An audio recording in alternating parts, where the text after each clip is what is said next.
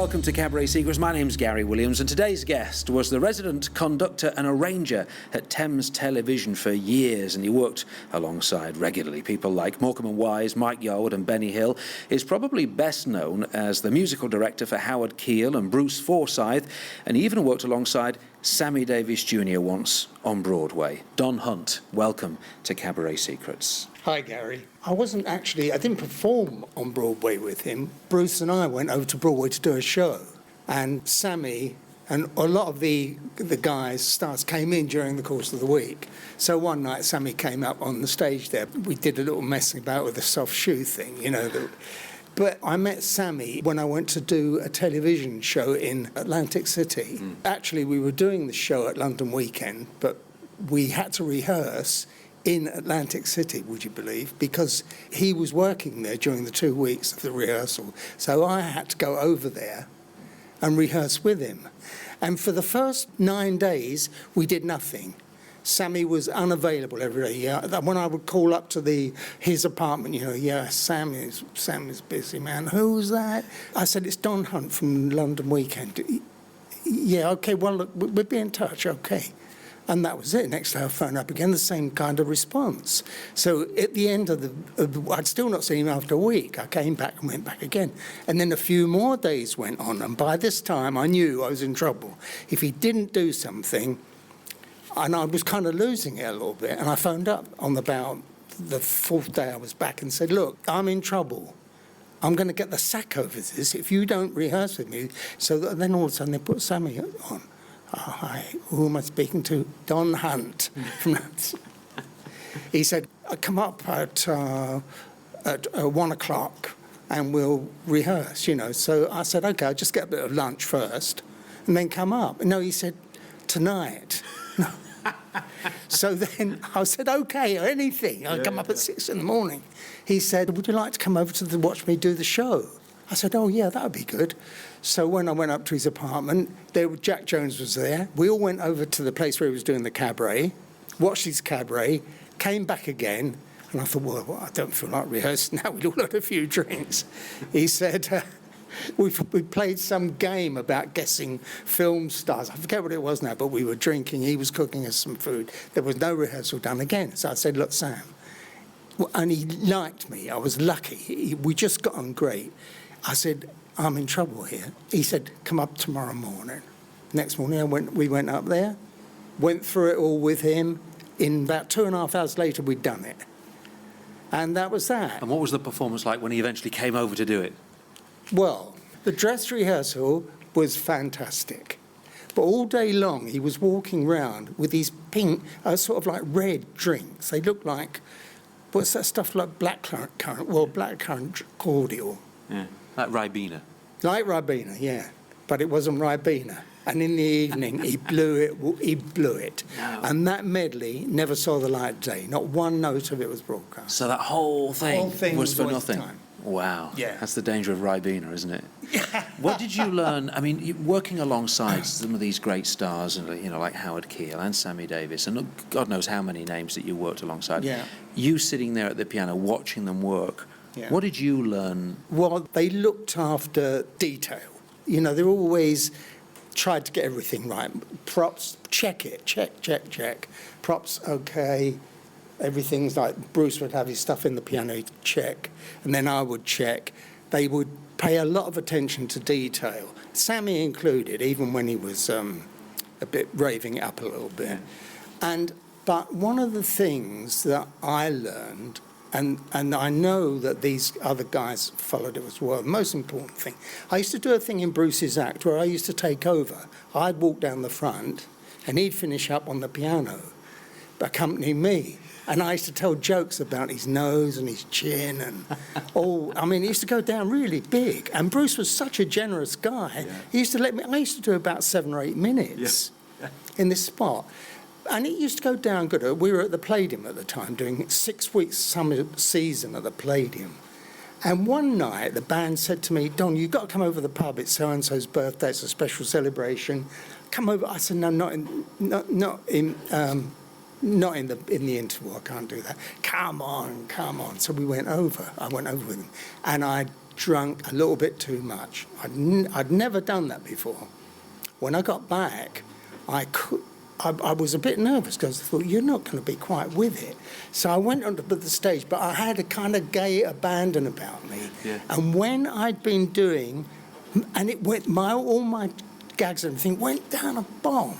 And I realised what it was afterwards.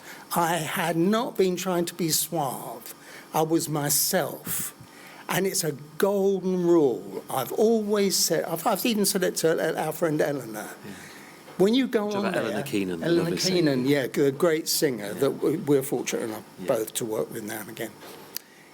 Be yourself. You must go on there and be like you're in your own front room.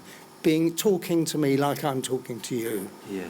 And I noticed that all those guys did that. They never put on airs and graces. They never tried to be a bit suave. Fatal. And they dressed once, I think it was Howard Keel said to me, if there's someone in that audience dressed better than you, you're doing it wrong.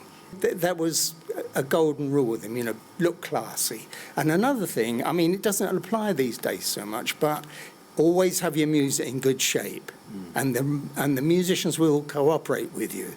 As long as it all looks nice. Musicians like it to look nice, easy to read, not necessarily not difficult, but easy to read, not scratched out all over the place. So there are the little well things... Presented, nice and clear on the page, not chicken scratches all over the paper. Right. If something's been changed over the years, maybe it's a good idea to get it recopied out so it's nice and neat. Absolutely. So it creates a good first impression when it's put down on the stage. Yeah, that's absolutely right. Did you find that the artists that you work with, were they sort of big rehearsers? Would they be very, very prepared? Because sometimes they would give the impression that things were off the cuff. Yeah. Was your take that there were big rehearsers, or that it really was very, No, most of the time it was well rehearsed. Bruce used to rehearse and rehearse and rehearse.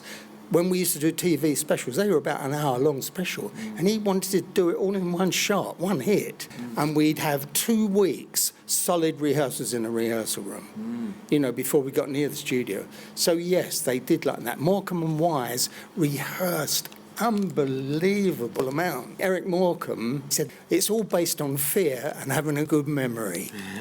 Yes, that's right. I mean, do you think it's possible to over-rehearse?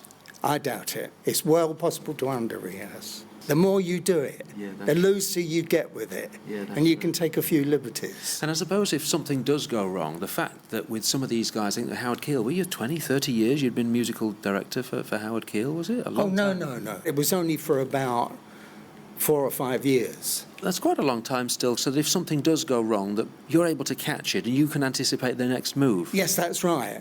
And once... There was a terrific example of that with Howard, who rarely made any mistakes. He would go through... He was kind of not a great ad-libber, but he was good. He looked good. He sounded good. Yeah. His voice had a lovely cadence in it, But he, one night, left 8 bars out of an arrangement and jumped. And the whole band went with him. And at the end, I said, Howard, what, you left whatever it was out? Yeah.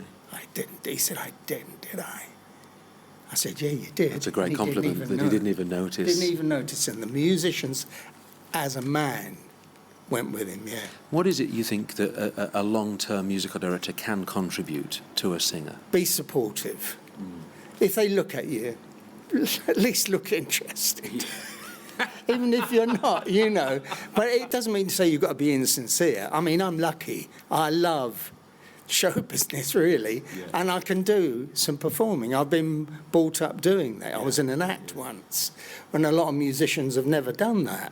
Sometimes when you look at the band, they are just looking at them like, as though they're, so they're not really listening. Just waiting for the next cue, they're just sort of bored. But no expression at all. Yeah. And this is another thing I've found out about stage acts. Don't play to the musicians, because their concept of humour is a lot different to what the audience are going to want. So don't put gags in for the band unless it's very short. Don't do if the band don't laugh at the rehearsal. Great. That means it's good stuff, probably good stuff. Yeah, that's right, for the audience. Yeah. It's funny you say that, because I remember when I first started singing on ships, and I wasn't used to doing the two shows. We would do two sittings of the same show, the early show, and then the late show would be exactly the same, but to different people. And obviously it would be the first time I'd worked with this group of musicians. We'd do the first show, and the band sometimes would laugh at some of the lines, and that was great. And then when the second lot of guests came in, I felt really like a fraud, because I'm thinking the band have heard all this and they'll know it's just an act, stupid that I went. This is when I first but I felt so. I used to change the act, all the gags. I used to try and change them all for the band's benefit, because I wanted them to laugh the next time as well, which was ridiculous. It took me years to realise it's an act. It's an act, and people do the same act for the whole careers. And the band know this. Yes. They might not always show it in their faces, but they're not a bad bunch, really. They're on your side if you do your side of it right. Yeah, if you look after them. Yeah. But what you say is so true. Just the other night I was working with a guy, and it was just a little background gig in a nice little bar, and we're just doing nice standards. But every now and again I'd look over at this pianist who I don't work with very often, and he would get eye contact, give me a nice little smile and sort of nod his head, and he looked like he was with me, like we were a team. It wasn't like I'm the front man and he just keeps his head down and plays the dots. It made so much difference to me to feel like I was we were kind of a little team. Absolutely. I think it makes a difference between a good musician and a good musical director. It's one of those small things. Yes, it certainly does. And you need to be a good musician to do the job properly. But that is, I would say, be supportive. When I was working with Ronnie Corbett on the odd occasion, and we had some hard audiences on cruises, and I've had the same ones. Yes, we've all experienced them. But I was always sitting there, so he could turn round and make some kind of look and get a response. Yes. That's it, get a response. That's right. If he's not getting much from the audience, at least he could turn around to you and have a little, or at least some camaraderie, and just think, God, we're struggling here, aren't we? And you're giving me a knowing nod. That's so right, yes. Would you ever give notes to acts, or would they come to you and say, what did you think, Don? Yes, I would to a degree, but I think you've got to be a little bit careful. You don't want to bruise their egos. But it depends how well you know them, of course. I wouldn't have done it with Anthony Newley when I was working with him, but for Bruce sometimes I would. But he would always. It would probably be the other way around with Bruce. He'd say, listen, love, what have I told you about? Don't keep changing the bloody line. You're getting a laugh, keep it. That's the which is what we were just saying, weren't we? Don't change it and you're changing it for the band. If it goes well, leave well alone, Do you sometimes I've seen acts, or I've spoken to acts who feel as though, singers, that they feel they have to be funny in their act. They have to get some humour in there, but they're not particularly good at telling jokes, and they struggle with that. Do you think it's important for any singer to be funny? No, I don't think it's important for singers. But if you mean funny, to be telling jokes, a little joke, a silly joke, sometimes is good if you're not a great joke teller, But no, I don't think that's important at all. The most important is to be engaging. If you've got an engaging personality, generally, you should take that on the stage with you. And if people like you generally, they're not all going to like you. Sometimes you're going to look at the audience and see a bloke who definitely doesn't like you. But don't let him put you off, because there aren't going to be many of them. And if you're an affable, likeable person, and you're doing the thing that we said at the beginning of this interview, be yourself, the audience are going to like you 10 to 1. There's one thing you've got to remember in show business. You need a bit of luck. Everyone in most fields in life need a bit of luck. But particularly in show business, you need a bit of luck these days, because there's not so much work around as there used to be. But you must keep trying.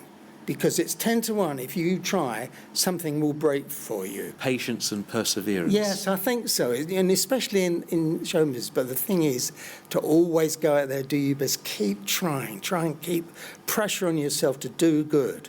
And then when it breaks, you're ready for it. You know? Do you think you've got to have a big ego as a performer to keep going? Yes, I think you do need a certain amount of ego, because when you're up on that stage on your own, if you don't want to be a shrinking violet, do you know, it's no place for shrinking violets. Yeah. You definitely need a bit of ego, and so don't worry about that. It's part of the gig. Did you ever see people that couldn't keep it in check? Yeah, occasionally, but they weren't usually very good. I found most of the good ones, Gary, are fairly easy to deal with. Yeah. They like it right. And if someone keeps doing it wrong, they can sometimes, go on the turn a bit. But there again, what's wrong with that? You've got to have a lot of self-confidence. You wouldn't be up there if you didn't have that. You'd be so self-depreciating. Yes. Oh no, I could never do that. But you mustn't be like that. Yeah. That's your job. You get up there and do it. So you need a little bit of an ego to do it. Ego is part of the equipment. But there's no need to be a pain in the ass. I think that probably sums it up, doesn't it? Thank you for listening to this Cabaret Secrets podcast. If you've got any comments or questions, please visit cabaretsecrets.com, where you'll also find details of the Cabaret Secrets book, an indispensable guide on how to create your own show, travel the world, and get paid to do what you love.